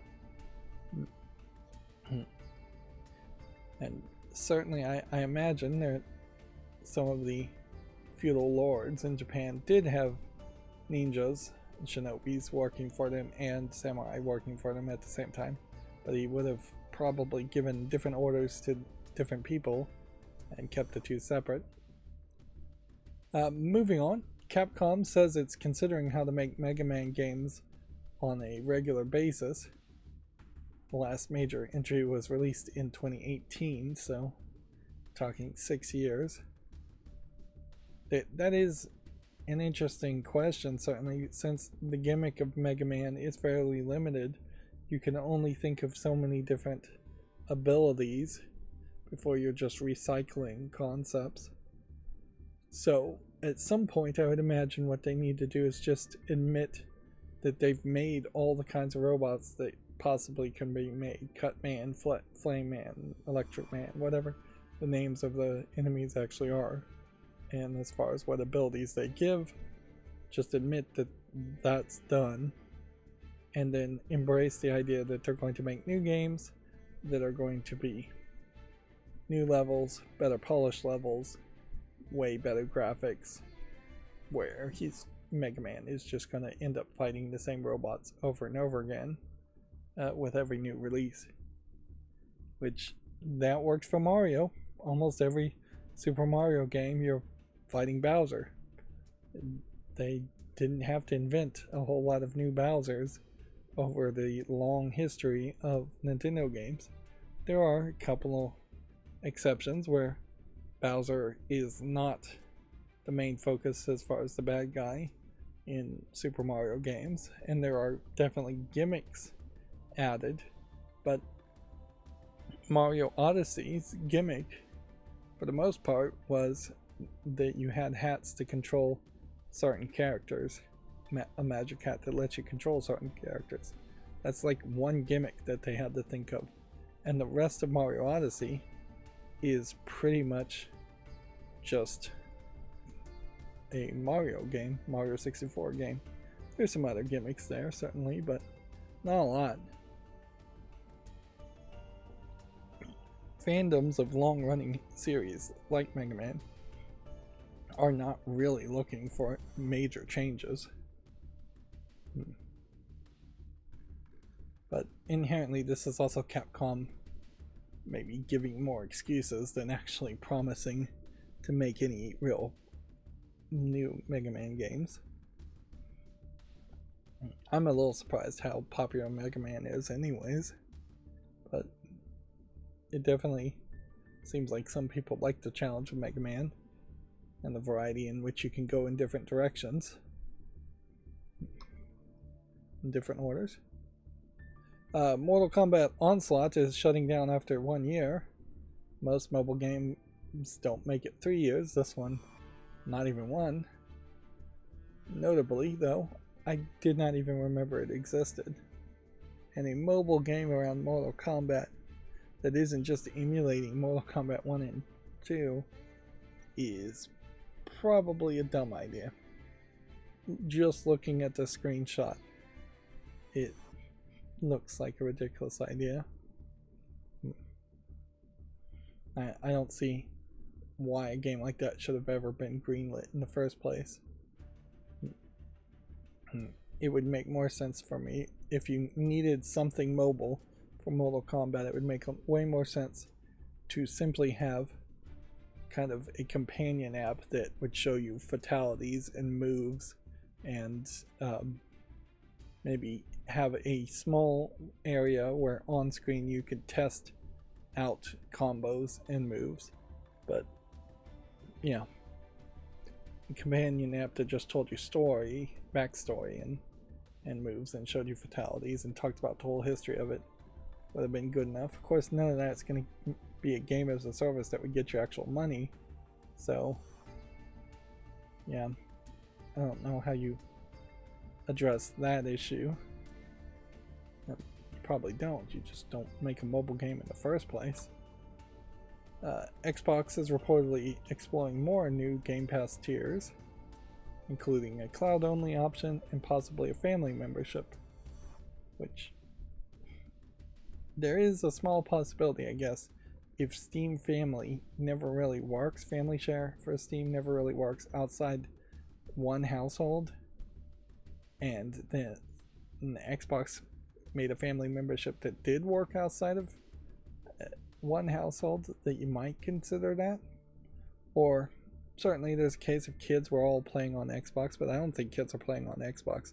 I think the current generation of kids is all going to be on PlayStation. So, but yeah, I could see a family membership, assuming it's cheaper.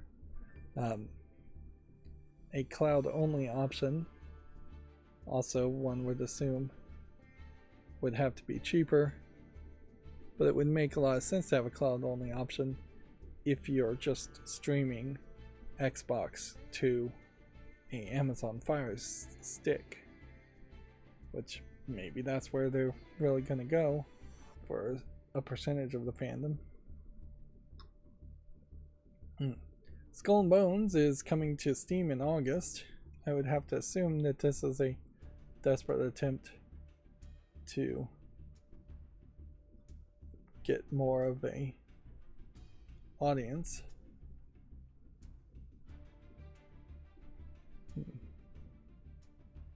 But yeah, it's available, I guess, now at the Epic Games Store and Ubisoft Connect, but it's delayed release to Steam. Warner Brothers acquired these Multiversus Studio Player First Games.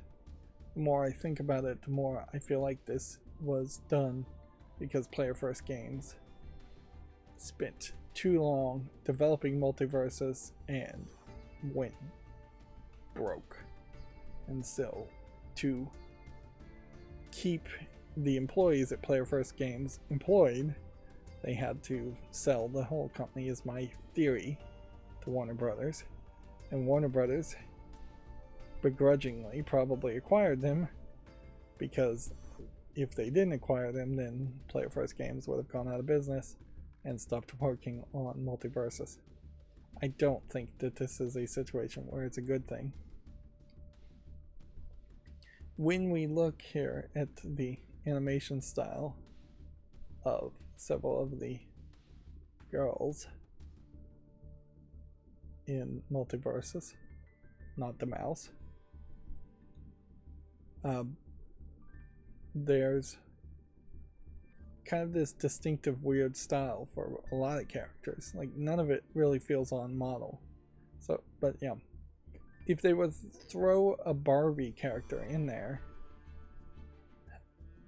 I just don't know how you would animate a Barbie character and make it feel like Barbie and not just some generic blonde girl, particularly considering how Barbie kind of is the de facto generic blonde girl. And yeah, I just don't know what she would fight with, or how she would fight. I suppose you could have her like swinging a purse around and throwing shoes, high heel shoes, at people for a distance attack. You could have her doing like a high heel, high leg kick. It very much, I guess, would be accessory based. You could see her maybe doing a special move where her pink Cadillac comes across the screen and runs into everything on the screen. Yeah, I imagine you could do that. You could have Ken show up and her like throw Ken at people. But then that is inherently the problem with multiverses anyway. Here you have Jason from Friday the 13th slicing Shaggy from Scooby-Doo.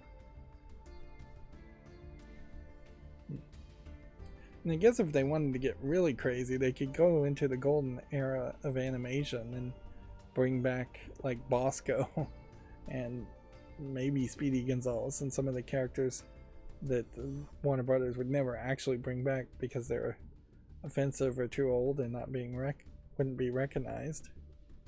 But anyways, but yeah, it kind of is a shame because Warner Brothers has this long history of animation, much of which I imagine is close to being public domain or is public domain now, that made them hugely successful back in the 30s to the 60s, maybe even up into the 70s, and none of it can really be used, although some of it definitely evolved. Bugs Bunny cartoons evolved into other Bugs Bunny cartoons, which evolved into other Bugs Bunny cartoons.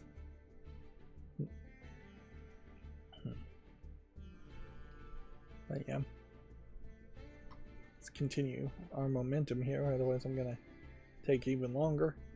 Dragon Age The Veilguard's voice cast has been revealed. You can check out Video Games Chronicles if you're interested in looking at that. A new special edition Xbox controller is reportedly launching I assume that means later this month. And then I can't use gestures when there's an open page. We already talked about 90% of Capcom's sale being digital. Capcom's still claiming it won't stop physical production of physical games, though. It does definitely feel like it's going to happen. Rise of Ronin has a demo now. Jujutsu Kaisen Cursed Clash is out and it is not being received well.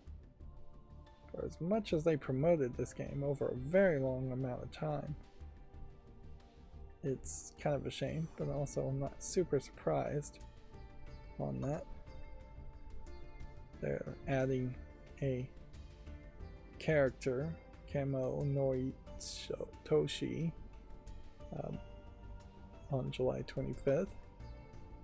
Bleach Rebirth of Souls is got a new trailer. These tabs are opening in the wrong place, but at least that part of my macro did get upgraded. It did start working. Well, I programmed it to do something new. PS5 software beta rolls out July 25th, adding personalized 3D audio profiles and new remote play settings. I don't know what you can really personalize there, though. Let's see. Let's watch the video, and it's only 30 seconds, and see in silence what that is actually going to look like. Nope. It's not going to play.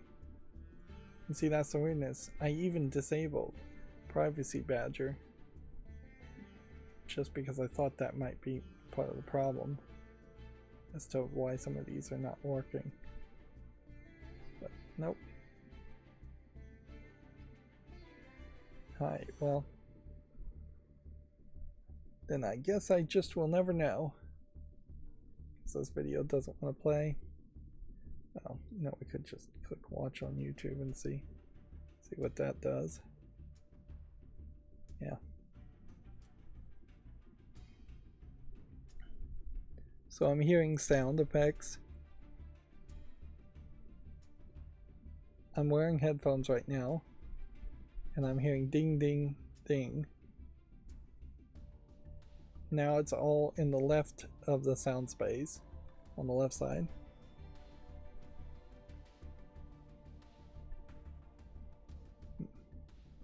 Now it's panning from the left and right. My headphones and windows are not really set up for surround sound, and so clearly that didn't work. Although inherently, it's also worth pointing out that there is no way What is this? 1080p at 50? Why does it say 50 instead of 60? That's weird. 1080p 50. Is that because I changed some video settings on my computer? Maybe.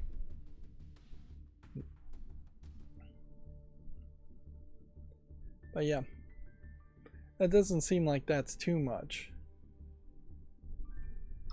And that is one thing I would like to see Windows work on, is to have just a better surround sound setup. Although, in all fairness, all my audio is also going through OBS. So OBS would have to have a better surround sound setup. And to do that, they'd have to have video file formats and websites that would accept surround sound. And I don't believe YouTube, in particular, does accept surround sound. So, yeah, it would be trivial. As far as space is concerned, it probably wouldn't be trivial as far as programming is concerned to accept surround sound audio files. And I imagine YouTube would think that if you could upload surround sound audio videos with surround sound in them, most people would only do that if they were uploading something they didn't own the copyright to. And as far as the audio I'm creating, I'm speaking into a microphone. My microphone, I doubt, I mean, Blue Yeti maybe could do a little bit of surround sound with its setup if I put it into the bi-directional dual mono mode. But that still really would just be 2 audio channels. If I was going to do surround sound, I'd have to have multiple microphones, and that would be really silly. So for my regular pre-recorded gameplay footage, the only thing that could possibly be surround sound would be the games themselves. And yeah, most games don't really take advantage of that either. It is very much a chicken and the egg situation where nobody spends the time to really do surround sound, so surround sound never gets popular enough to become necessary. Moving on, White Day 2, The Flower That Tells Lies, Complete Edition launches August 15th. I'd assume that this is the only White Day 2 game, but it wouldn't 100% surprise me if this is a spin-off of White Day 2, and that this might be the 3rd or 4th game in the series. Here we're seeing the flickering again, and I wouldn't be surprised if the flickering literally is because of the macro JavaScript that I've injected. I guess I could turn that off and see. Would there be a way to turn this off without deleting it?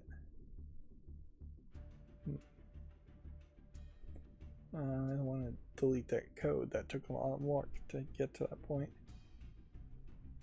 Bleak Faith Forsaken is what? Launching for PS5 and Xbox Series on August 6th. Metaphor ReFantasio is going to have a live stream set for July 29th. That doesn't need a new YouTube short then. Tribe 9. This is from the same creators of the Danganronpa series and has that same crazy anime kid archetype style to it, although it definitely looks like a different type of game than the murder mystery visual novel. Of course, that does create a weird situation in that would I want to play the next Danganronpa game, which makes the most sense, or would I want to play Raincode 9, or would I want to play this game? Which this one? Yeah. No, I think the other game is just called Raincode. Tribe 9 has a PC closed beta test set for August 9th to 15th.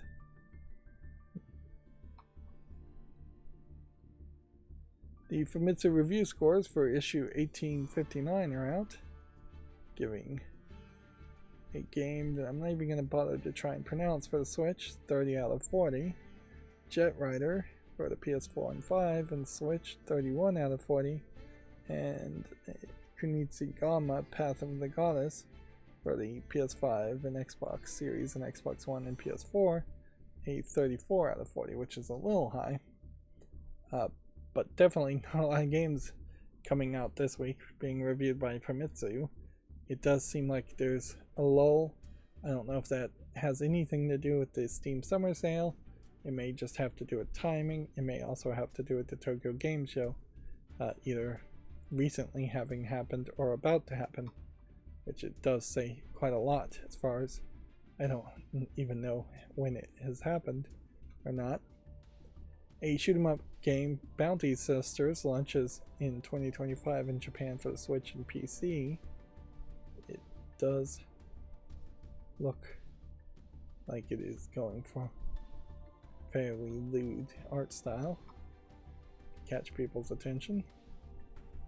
Shadows of the Dam Hella Remastered, I guess, is out.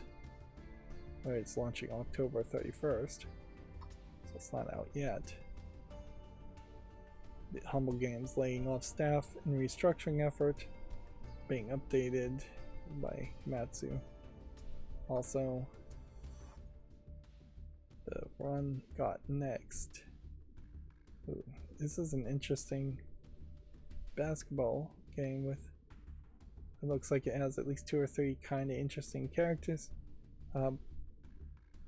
3 versus 3 basketball. Wanted to make like a comparison to something like NBA Jam, which just kind of shows my age, is that NBA Jam would be the last arcade style basketball game that I might have some interest in. Remember playing it for a couple hours and finding it fun enough. There is definitely a case where the limitations of the second generation arcade video game consoles, such as the NES and the Sega Genesis, turned a lot of sports games like NES Football or even Punch-Out into more simplistic pattern matching strategy type games with the facade of sports. I'd say NBA Jam is kind of is not like that though. NBA Jam mostly is playing basketball with some modifications to make it more interesting. This one does say 1080p regular. Maybe they uploaded the video in 1080p 50 frames per second for some reason. I don't know why Sony PlayStation would have done that. On the other hand, it is also worth pointing out that if you were to try to recreate NBA Jam these days, probably would be far too simplistic of a game and kind of boring by modern standards. Although in fairness, I don't know if modern basketball games are particularly interesting either. Call of Duty Modern Warfare 3 apparently is getting an update, but it has a massive amount of negativity on Steam. And I imagine a part of that is the fact that they have just gotten completely away from being anything about military at all, and you just have WWE wrestlers making cameos and just absolute silliness. And I guess it is probably the case that games like Counter-Strike or Team Fortress started off being silly, so they had a lot more room to continue to be silly. Whereas if you start off a game being serious, you pigeonhole yourself into being serious. Although in fairness, I imagine the ridiculous cameos isn't the only problem with Call of Duty Modern Warfare 3. I imagine the game is full of microtransactions and just not that fun. I imagine there is a highly toxic chat in the game that is in part majorly fueled because the game is not fun. And I imagine that Activision probably is actively trying to ban most of its player base in the hope to make the chat less toxic, not realizing that that only creates more hostility. But yeah, whatever the reasons are, at the very least I think I can take that off my wish list.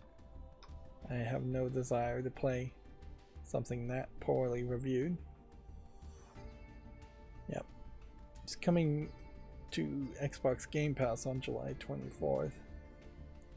Which, yeah. Perhaps PC gamers are upset about that alone, in the sense that you maybe paid for Modern Warfare 3 for then fairly quickly people to get it for free via Game Pass, even though they're paying for Game Pass. Although I doubt that's really the issue. Respawn has made tweaks to Apex Legends' controversial Battle Pass changes. This is from GameDeveloper.com. I guess to do this properly, we'll go over here. Towers and Titans dev Rumble Games is shut down in a ruthless pursuit of profits, according to the headline. I think we already talked about that. WB acquires Multiversus dev Player First Games. Candlelight Games formed by ex-Pixelberry Studio devs. Lightspeed Studio opens a new facility dedicated to mocap and virtual production. Mortal Kombat Onslaught is being torched by NetherRealm after 1 year. AppMagic secures a $3 million investment to put into international sales team. The voice actor Sam Mowry passed away at age 64. I suppose a silly screenshot is probably good enough. A silly face screenshot for an obituary, but yeah. I still very much think that everybody should have a serious photo of themselves.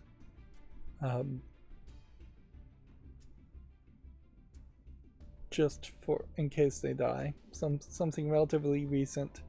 Something somewhat serious.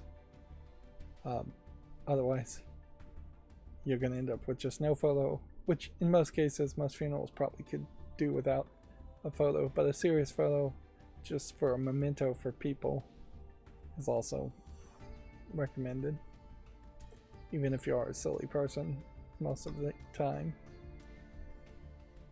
Guess my macro still is kind of failing here, and it is opening a few extra tabs. That needs some more work. Humble Games confirms layoffs amid restructuring, denies a full shutdown.